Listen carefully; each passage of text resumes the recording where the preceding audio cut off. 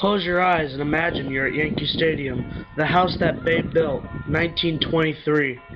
The crowds are coming back after the debacle of the Black Sox throwing the World Series in 1919. All because of one man, George Herman Ruth.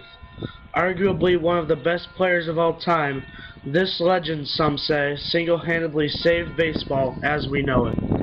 On February 6, 1895, George Herman, or Babe Ruth Jr., was born. He was raised in a poor neighborhood in Baltimore, Maryland, with his tavern-owning parents, Kate Schamberger Ruth and George Ruth Sr. They had issues with children. He was one of 8 born, but only one of 2 to survive infancy, along with his sister, Mammy. He was an excessive troublemaker, and he was caught wandering dockyards, chewing tobacco, drinking, and taunting local police officers, and he also skipped school. His parents at age 7 decided to give him more discipline that they could give him, and they sent him to St. Mary's Industrial School for Boys, which is an orphanage and reformatory. George lived at St. Mary's for 12 years, and he looked up to a monk at the school, Brother Matthias. He was also introduced to baseball by Matthias and other monks and excelled at this sport, but he especially showed exceptional skill as a pitcher, and he was a strong hitter by 15. His pitching caught attention of Jack Dunn, owner of the minor league Baltimore Orioles, who got players ready for the Major League Boston Red Sox. But the law stated he needed a legal guardian to sign his Major League contract, and Jack Dunn obliged. He led his teammates to call him Dunn's new Babe, but the joke stuck and he earned the nickname Babe. He started his career as a pitcher, and he went full-time through 1919.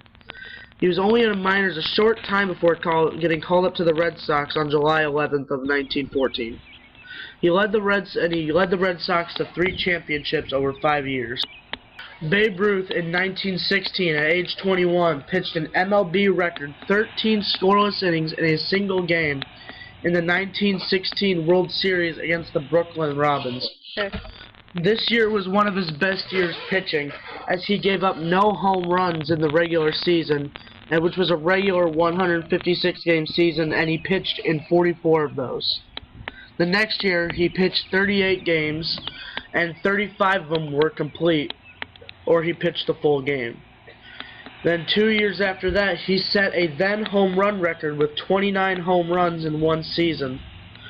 But unfortunately for Red Sox fans, that winter, owner Harry Frazee attempted to pay off his debts, and it resulted in Babe Ruth being traded to the New York Yankees for what was then $100,000 and is equivalent to today $1,463,224.24.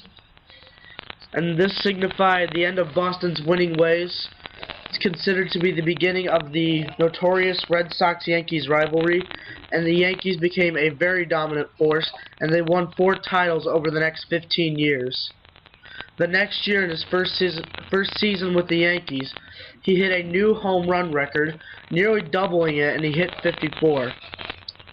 It's considered his full transition to the outfield complete, although he did pitch a little in 1920 and 21, and the next year, his power only got better as he hit 5 more home runs, hitting 59 and setting a new record. In 1923, when Babe was age 28, Yankee Stadium was built in New York, and it was dubbed the house that Babe built. In 1927, he hit 1 more home run than 1921, and he set a new record with 60. He was part of the 1927 Murderers Row, which referred to the top 6 hitters of the New York Yankees lineup. In 1930, at age 35, he pitched for the first time in 9 years, but he wouldn't pitch again until 1933, which was his final appearance. In 1932, at age 37, one of the most famous plays in history, Babe Ruth calls a shot. In the World Series against the Chicago Cubs, Babe Ruth, with a 2-2 count and Cubs players taunting and heckling him, he pointed 2 fingers to center field to where he hit the next pitch. At age 40, a worn-down Ruth hit 3 home runs for the Boston Braves as a player-manager at Forbes Field on May 25th against the Pittsburgh Pirates. Someone never did before then. The next week, he retired. His playing career is magnificent, spanning 22 years, and is considered one of the greatest careers of all time, if not the best. One thing knowing his career from being better was his horrible off-field ways. His success was matched by his perfect representation of a pre-Depression America. Rumors said he had a large food, alcohol, and woman appetite. He also had a large tendency for spending lots of money and high living. He wanted to manage a major league ball club, but these bad habits ultimately hurt his chances of managing a team. He was drawn back to Boston to manage for the Braves, or so he thought, and the job never became a thing. He eventually did get the coach title for the Brooklyn Dodgers in 1938. Finally, he made one last appearance in 1948 to celebrate Yankee Stadium's 25th anniversary. He died on August 16, 1948, at age 53 of throat cancer. His number 3 is retired by the New York Yankees and Boston Red Sox. Babe Ruth left an impressive legacy on baseball, saving it during the Black Sox scandal, and gave hope to millions after the Great Depression. The Yankees and Senators played a doubleheader when Babe was 47. All proceeds went to the Army-Navy Relief Fund at the event. A charity event was organized the next year between the Washington Senators and Navy All-Stars, where Babe Ruth appeared, circled the bases at Griffith Field, and urged fans to buy more war bonds. This gave the U.S. some more help in World War II and fighting against the Germans.